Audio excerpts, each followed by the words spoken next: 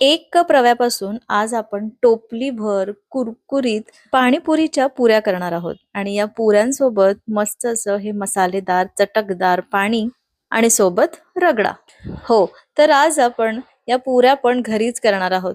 बाजारात पण पुऱ्या सहज मिळतात, आरामात मिळतात. म्हणजे पुऱ्यांचं पॅकेटही मिळतं किंवा कच्च्या पण मिळतात, ज्या आपण घरी तळू शकतो. पण घरच्या घरी आपण या पुऱ्या कशा तयार करू शकतो आणि अजिबात मऊ पडत नाही, छान कुरकुरीत खुसखुशीत या पुऱ्या होतात. त्यासाठी खास टिप मी इथे सांगितलेली आहे. तर व्हिडिओ शेवटपर्यंत नक्की बघा. आणि तुम्ही आवाज ऐकताय किती मस्त क्रिस्पी कुरकुरीत आपली ही पुरी तयार झालेली आहे. चला तर रेसिपीला सुरुवात करूया. हॅलो नमस्कार, मी सोनल मेजवानी बा सोनल मध्ये तुमचं खूप खूप मनापासून स्वागत करते. आणि आजची मस्त चटकदार चमचमीत ही मस्त अशी पाणीपुरीची रेसिपी सुरू करूया. त्यासाठी मी इथे 1 कप रवा घेतला. रवा कुठलाही घेतला तरी चालेल, बारीक जाड. माझ्याकडे जो बारीक होता तोच मी इथे घेतलेला आहे. त्यानंतर पाव कप यामध्ये मैदा घेतला. मैदा घालणं आवश्यक आहे, त्यामुळे पुरी जी आहे ती छान अशी कडक होते. त्यानंतर थोडंसं मीठ घालायचं आहे आणि मस्त असं गरम पाणी याने भिजवायचं आहे. तर यासाठी मी अर्धा कप पाणी घेतलं आणि ही अर्धा कप वरून 1-2 टेबलस्पून पाणी मला इथे लागलेलं आहे. तर छान असा घट्ट गोळा हा भिजवून घ्यायचा आणि आता याला एक 15 ते 20 मिनिटं बाजूला ठेवायचं, रेस्ट करायला ठेवायचं. तर हे बघा इथे 15-20 मिनिटं झालेली आहे. आता हे एकदा मी परत मळून घेतलं आणि याचे छोटे छोटे असे गोळे तयार करून घ्यायचे. आणि जितका गोळा आपल्याला लागणार आहे तर तितका आपण करून घ्यायचा आणि जो उरलेला गोळा आहे ना त्याला झाकूनच ठेवायचा, नाहीतर तो लवकर कडक येतो.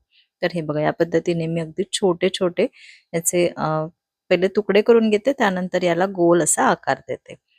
तर हे बघा या पद्धतीने. तर असे छोटे छोटे गोळे तयार करून घेतले. आता आपण याला लाटून घेऊ. लाटताना अजिबात तेल किंवा पिठाची गरज नाही. याला फक्त असं थोडंसं लाटून घ्यायचं. हे बघा. तर खूप पातळ नाही आणि खूप जाड पण नाही लाटायचं, म्हणजे फुगली पाहिजे इतपत. तर या पद्धतीने मी सगळ्या पुऱ्या तयार करून घेतल्या आणि अशा रांगेत लावायच्या आणि अशा कपड्यावरती ठेवायच्या. एक सगळ्या लाटून घ्यायच्या आणि त्यानंतर सगळ्यात शेवटी काय करायचं, या तळायला घ्यायच्या. तळताना जे पहिली आपण लाटून घेतलेली आहे ती सुरुवातीला तळायची आणि जो खालचा भाग आहे किंवा जो कपड्याला टच झालेला भाग आहे तो खालीच राहायला पाहिजे तेलामध्ये तळताना. तर हे बघा मस्त फुगली ना आपली ही पुरी. तर याच पद्धतीने सगळ्या पुऱ्या तळून घ्यायच्या. एकदा 10-12 पुऱ्या तळल्या जातात इतपत तेल घेतल्यानंतर. म्हणजे कढईमध्ये मी अर्धी कढई तेल घेतलेलं आहे आणि त्याच्यामध्ये या सगळ्या पुऱ्या अशा थोड्या थोड्या 10-10 तळून घेतल्या. तर हे बघा मस्त फुगतात, छान अशा वरती येतात. त्यानंतर याला थोडंसं असं हलवायचं चमचाने, जरा तेलाला हलवायचं आणि या ज्या पुऱ्या आहेत त्या सगळ्या दोन्ही बाजूनी व्यवस्थित एकसारख्या रंगावरती तळून घेऊ. तर हे बघा किती सुंदर रंग आला आहे. थोडासा डार्क करायचा, तर काय होतं, जी आपली पुरी आहे ती छान क्रिस्पी होते, कुरकुरीत होते आणि बराच वेळपर्यंत ती कुरकुरीत राहते. या पुऱ्या आपण तयार करून 8 दिवस आरामात ठेवू शकतो आणि छान आरामात कधीही पाणीपुरी खायची इच्छा झाली की या पुऱ्या काढायच्या, पाणी तयार करायचं आणि मस्त एन्जॉय करायचं. तर हे बघा या पद्धतीने मी सगळ्या पुऱ्या तयार करून घेतल्या, तळून घेतल्या आणि आता पुऱ्या तर तयार झालेल्या आहे. आता यासाठी यामध्ये मस्त चटकदार असं चटपटीत पाणी जे लागतं ना ते तयार करू. तर जोपर्यंत पाणीपुरीचं पाणी मस्त होत नाही तोपर्यंत पाणीपुरीला मजा नाही. तर या पाण्यामध्येच खरी चव आहे.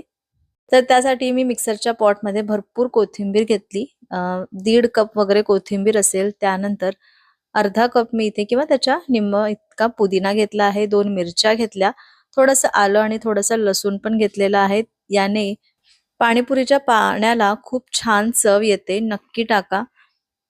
आणि अगदी बारीक असं वाटून घ्यायचं किंवा छान असं पेस्ट तयार करून घ्यायची. थोडंसं पाणी पण घालू शकता. पाणी घालून थोडीशी छान बारीक पेस्ट तयार करायची आणि आता ही एका पातेल्यामध्ये काढू. यामध्ये भरपूर पाणी घालू. मला पर्सनली हे पाणीपुरीचं पाणी खूप पातळ नाही आवडत आणि हो, तुम्हाला हे गाळायचं असेल तर तुम्ही गाळू पण शकता. पण असंच कोथिंबीर आणि हा पुदिना असा थोडा थोडा बारीक राहिला तरी पण काही हरकत नाही. तो दाताखाली आला तरी पण हरकत नाही. तर मी छान बारीक करून घेतलं. त्यानंतर यामध्ये भरपूर पाणी घातलं. खूप पातळ करायचं नाही. त्यानंतर यामध्ये थोडे मसाले घालायचे आहे, ज्यामध्ये मी थोडे चिली फ्लेक्स घातले, काळं मीठ घातलेलं आहे, चाट मसाला घातला. काळ्या मिठाचं प्रमाण मी इथे जास्त घातलंय, त्याच्यामुळे मी साधं मीठ घातलं नाहीये. पण जर तुम्ही चाखून बघा, जर तुम्हाला वाटलं तर तुम्ही थोडंसं साधं मीठ सुद्धा घालू शकता.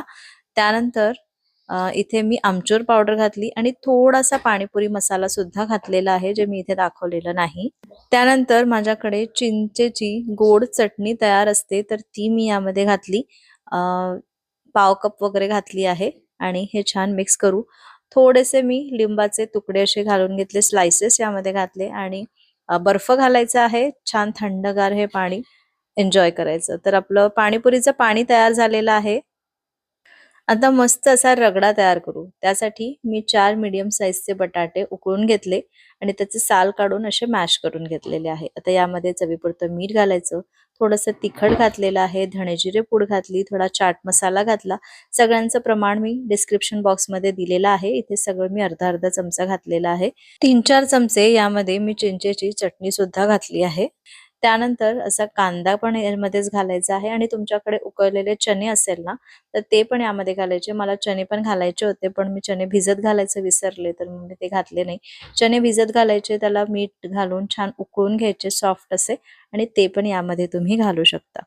तर हे बघा, आपला हा रगडा पण मस्त तयार झालेला आहे. आता काय सगळं तयारच आहे. तर आता आपण मस्त अशी ही पाणीपुरी तयार करू. तर पुऱ्या घ्यायच्या, त्याला मस्त फोडायचं, यामध्ये हा रगडा भरायचा आणि हे मसालेदार चटकदार असं पाणी घालायचं. आहाहा! अप्रतिम पाणीपुरी तयार होते. पाणीपुरी हा लेडीजचा फेवरेट पार्ट असतो. सगळ्यांनाच पाणीपुरी अतिशय आवडते आणि चाटमधला हा माझा पर्सनली फेवरेट पदार्थ आहे पाणीपुरी. पाणीपुरी घरात असेल तर मी डिनर वगैरे करत नाही. संध्याकाळी शक्यतो डिनरच्या वेळेसच ही पाणीपुरी तयार करते आणि आज पण मी डिनरच्या वेळेसच ही पाणीपुरी तयार केली आणि फुल एन्जॉय केलं. त्याच पद्धतीने तुम्ही पुऱ्या सुद्धा घरी तयार करू शकता आणि जरी पुऱ्या करत नसाल, तर इथे मी ज्याप्रमाणे पाणी तयार केलेलं आहे पाणीपुरीचं, असं पाणी तयार करून बघा, तुम्हाला अतिशय आवडेल. त्यानंतर रगडा तयार करा आणि मस्त घरच्या घरी या पाणीपुरीचा आस्वाद घ्या. तर आजच्या या व्हिडिओमधला कुठला पदार्थ तुम्हाला सगळ्यात जास्त आवडला मला कमेंट करायला विसरू नका. रेसिपी आवडली असेल तर एक लाईक करा, जास्तीत जास्त शेअर करा आणि अजूनपर्यंत चॅनलला सबस्क्राईब केलं नसेल तर प्लीज सबस्क्राईब करा. पुन्हा भेटते अशाच एका मस्त रेसिपी सोबत उद्या दुपारी 2 वाजता. तोपर्यंत बाय बाय.